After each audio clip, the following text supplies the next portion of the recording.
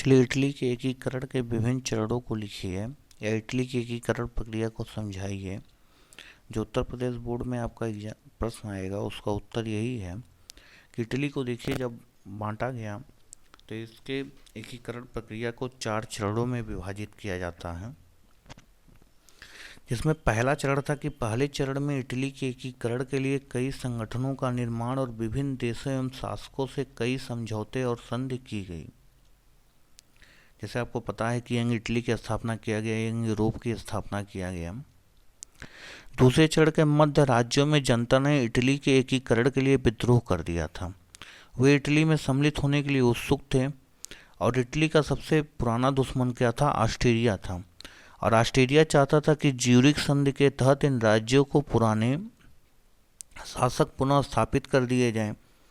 Cantt Camillo Cavour ने मौके का फायदा उठा करके फ्रांस को नीस और सेवाएं प्रदेश देने का वादा करते हुए उसे अपनी ओर मिला लिया। मार्च 1860 ईस्वी में मध्य इटली राज्यों में जनमत संग्रह कराया गया।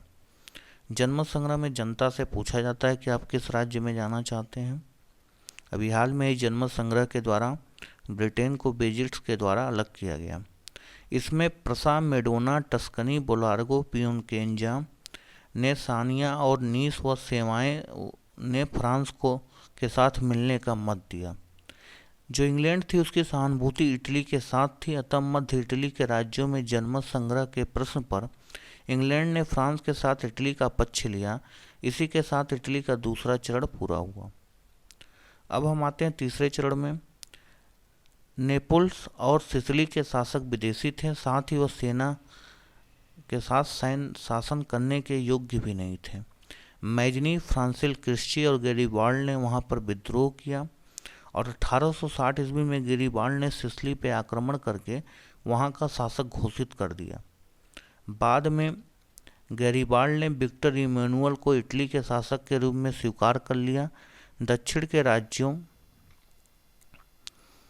इटली के विलय के साथ ही इटली के एकीकरण का तृतीय चरण पूरा हुआ। अंतिम चरण की बात करते हैं।